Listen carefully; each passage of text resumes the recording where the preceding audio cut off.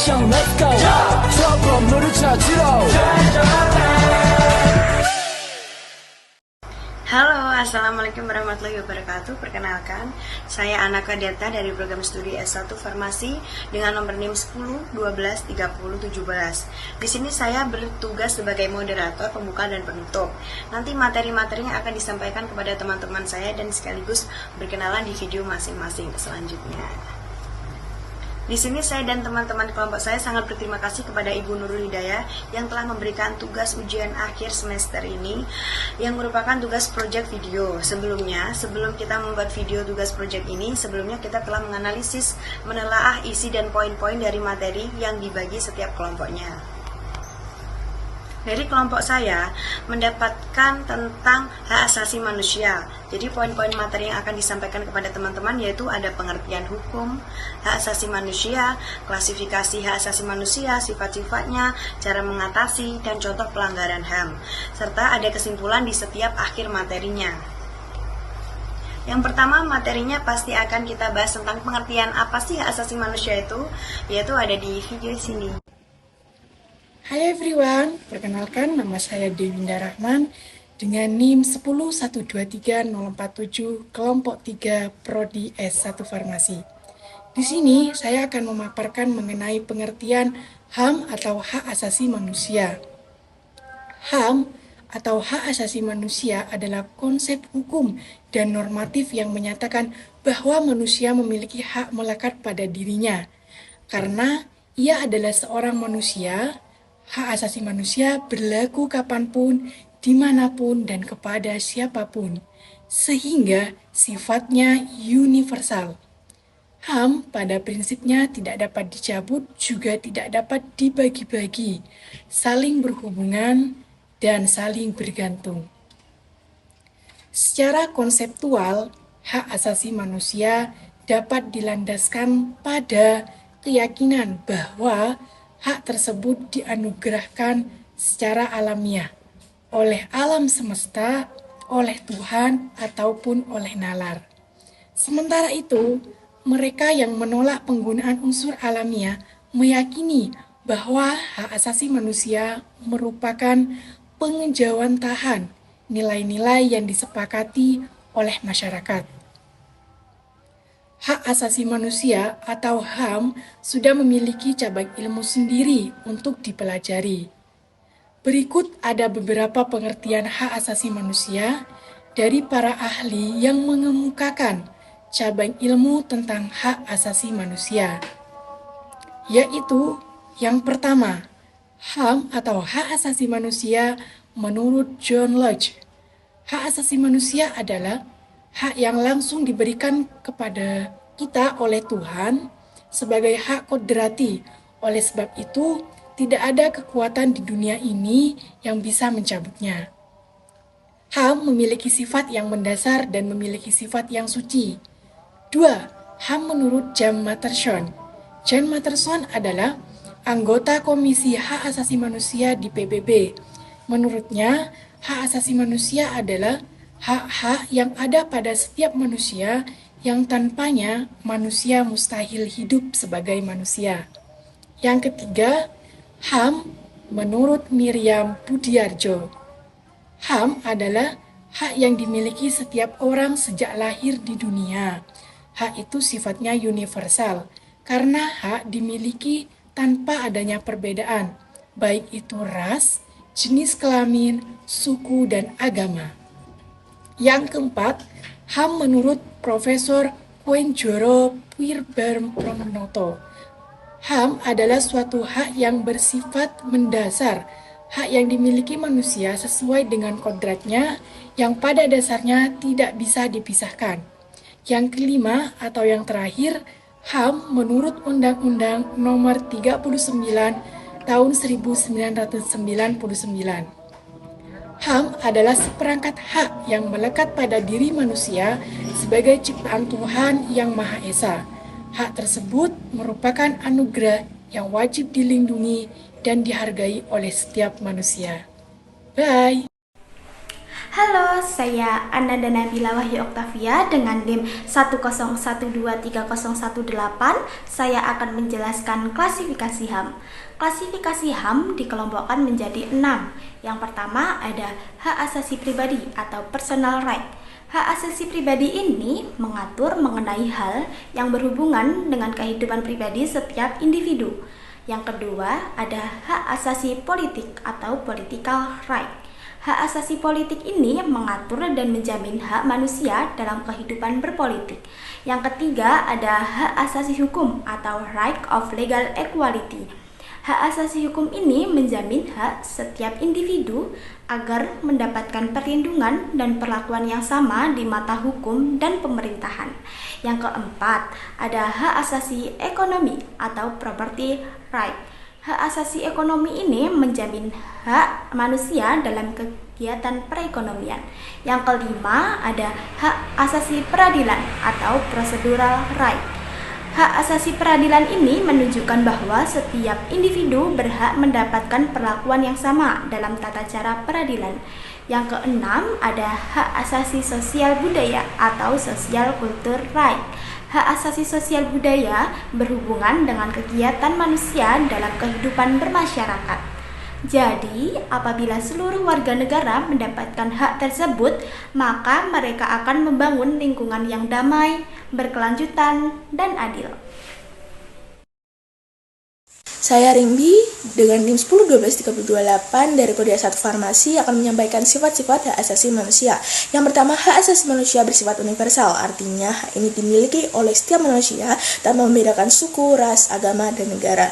Yang kedua, bersifat tetap. Artinya tidak dapat dicabut paksa oleh siapapun atau pihak-pihak manapun. Hak asasi manusia juga tidak bisa diserahkan karena melekat pada diri manusia sejak lahir hingga meninggal dunia.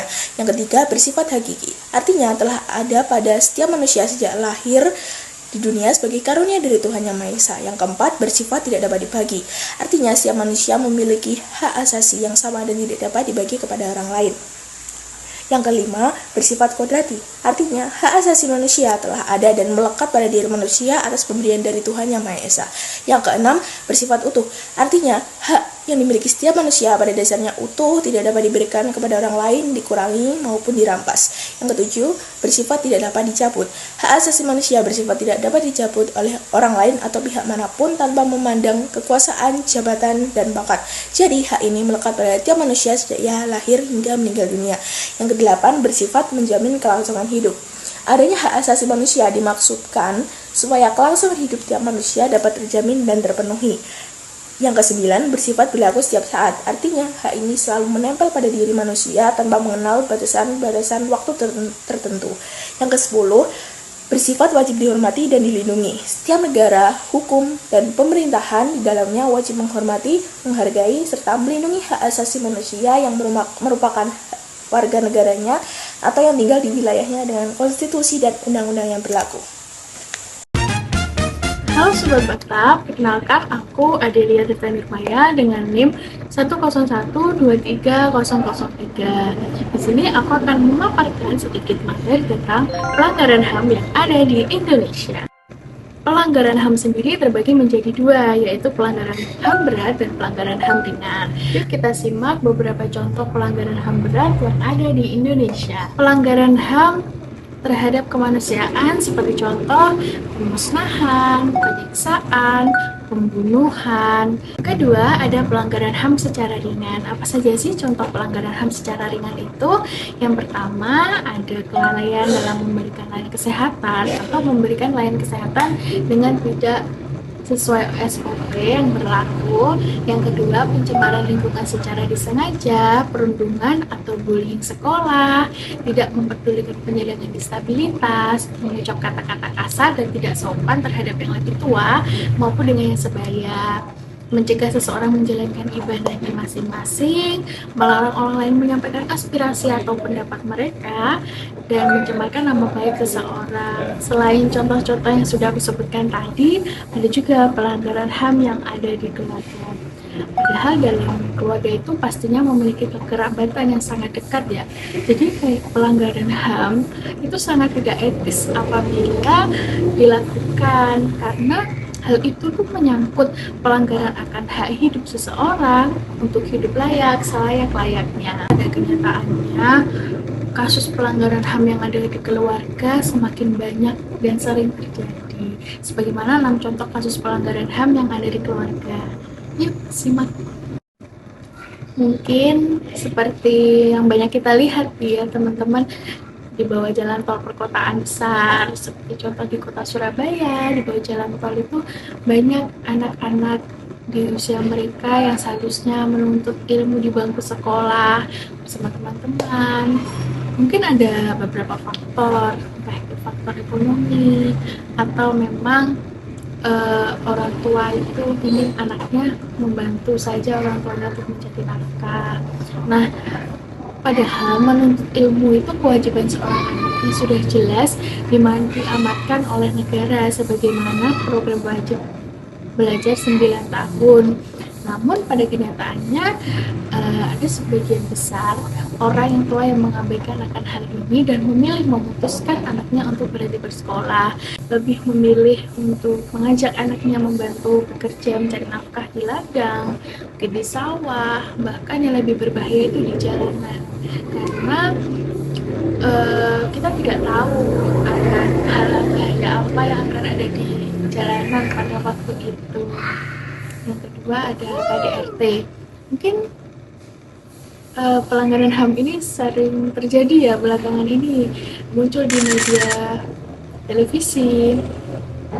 Padahal menurut pasal 1 Undang-Undang Nomor 23 Tahun 2004 tentang penghapusan kekerasan dalam rumah tangga atau UU KDRT, karena perbuatan ini tuh tindakan yang mengakibatkan kesengsaraan, entah itu penderitaan fisik, mental, seksual, atau psikologis, dan penelantaran rumah tangga. Mungkin ini sedikit miris untuk didengar ya. Selanjutnya itu ada pelecehan anak oleh sang ayah.